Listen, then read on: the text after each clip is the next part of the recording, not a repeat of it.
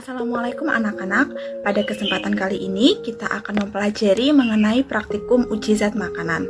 Nah, praktikum kita pada kali ini akan dilaksanakan secara daring, di mana kalian akan praktikum mandiri di rumah masing-masing dengan bantuan video demonstrasi praktikum yang Ibu buat. Nah, meskipun praktikum kita dilaksanakan secara daring, namun Ibu berharap kalian tetap bersemangat dan antusias dalam mengikuti pelajaran pada pertemuan ini.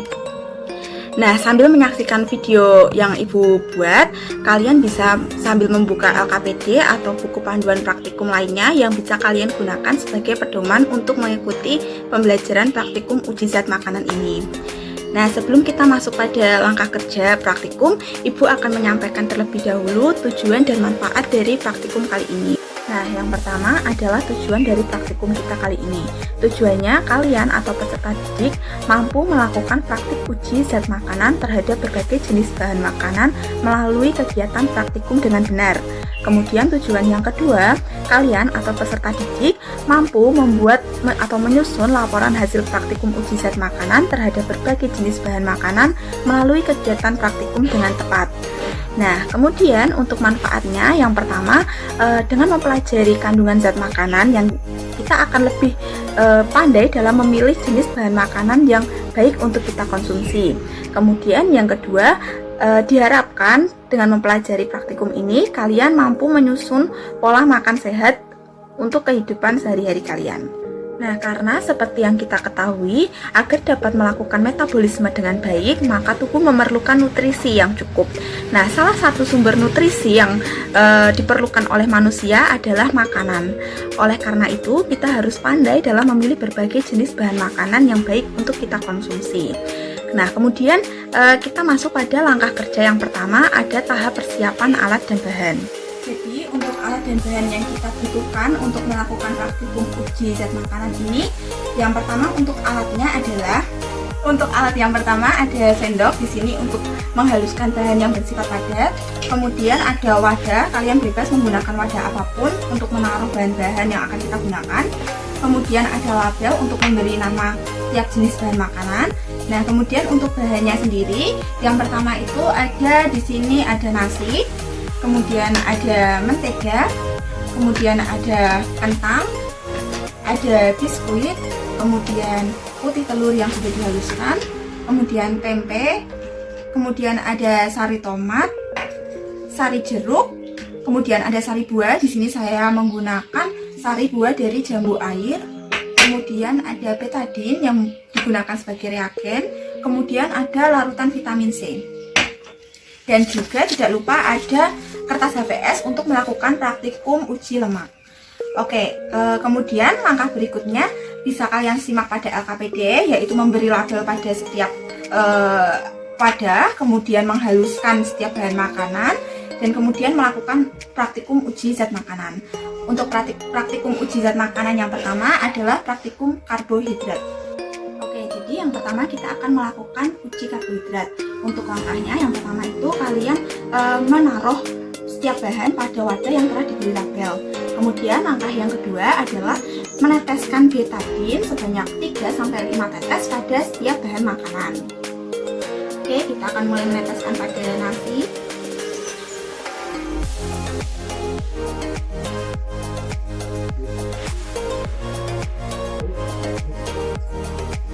Nah, setelah kalian sudah meneteskan betadine pada setiap bahan makanan, kalian amati perubahan warna yang terjadi pada setiap bahan makanan. Kemudian hasilnya kalian catat atau kalian tulis pada tabel analisis yang tertera pada LKPD yang sudah Ibu berikan. Baiklah, untuk praktikum yang kedua adalah uji vitamin C. Nah, untuk langkah awalnya sama seperti uji karbohidrat, yaitu memasukkan setiap bahan yang diperlukan pada wadah yang telah diberi label. Kemudian langkah berikutnya adalah memberi betadine sebanyak 15 tetes pada masing-masing bahan makanan.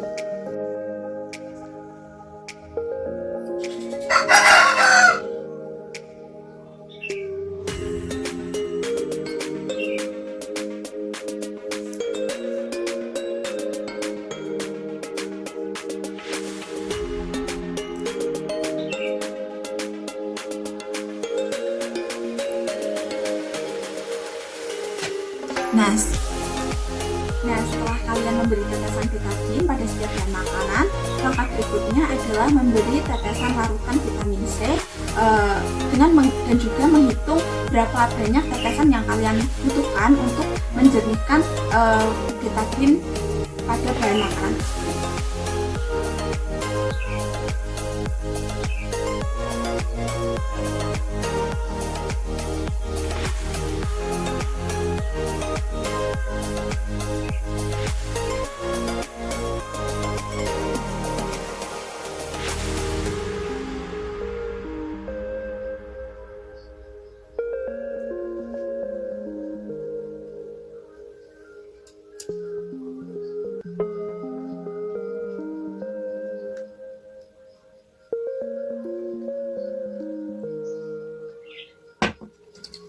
Setelah seluruh larutan jernih, kalian masukkan jumlah tetesan larutan vitamin C yang dibutuhkan untuk menjernihkan seluruh larutan atau bahan yang diperlukan ke dalam tabel pengamatan pada LKPD.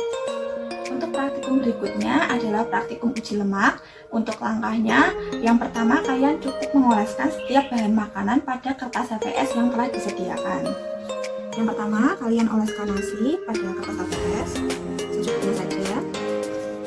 Kemudian kentang juga secukupnya. Kemudian biskuit.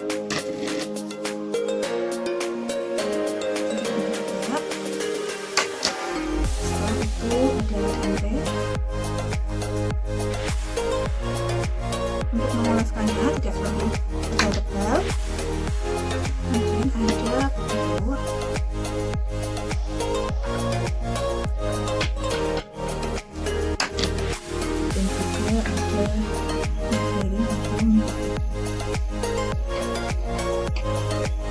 Nah, jadi setelah kalian sudah mengoleskan pada kertas HVS ini, nah langkah berikutnya adalah kalian amati tingkat transparansi dari setiap bahan ini dengan menerawang pada tempat atau daerah yang memiliki intensitas cahaya yang cukup. Kemudian kalian tentukan bahan apa yang memiliki tingkat transparansi paling tinggi. Kemudian hasilnya kalian catat pada tabel pengamatan di LKPD yang sudah Ibu berikan.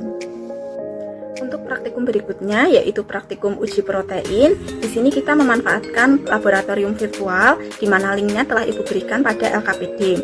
Untuk langkahnya, yang pertama kalian klik link yang telah Ibu berikan, kemudian kalian memulai praktikum dengan cara memilih jenis bahan makanan yang akan kalian uji, kemudian kalian teteskan 3 tetes NaOH dan 3 tetes CuSO4 ke dalam masing-masing bahan makanan dengan cara memencet atau mengklik gambar pipet tetes pada laboratorium virtual tersebut. Nah, kemudian setelah itu kalian amati perubahan warna yang terjadi pada masing-masing bahan makanan. Selanjutnya kalian tulis atau kalian catat pada tabel hasil pengamatan yang sudah ada pada LKPD. Nah, jadi itu tadi langkah praktikum uji zat makanan yang telah Ibu demonstrasikan pada kalian. Nah, untuk ketentuan dari praktikum ini, kalian cukup melakukan praktikum secara mandiri di rumah masing-masing menggunakan alat dan bahan yang ada di lingkungan sekitar kalian. Nah, setelah itu untuk terkait penugasan yang harus kalian kumpulkan, yang pertama itu kalian mengumpulkan video praktikum atau video praktikum yang kalian kerjakan. Kemudian yang kedua itu jawaban dari LKPD yang kalian kerjakan berdasarkan hasil praktikum yang sudah kalian lakukan. Nah, kemudian untuk pengumpulannya, deadline-nya itu sebelum pertemuan minggu depan kita, kemudian dikumpulkan melalui link Google Drive yang nanti Ibu berikan di akhir LKPD. Nah, sekian panduan praktikum yang dapat Ibu sampaikan kepada kalian. Semoga bermanfaat. Tetap semangat dan patuhi protokol kesehatan.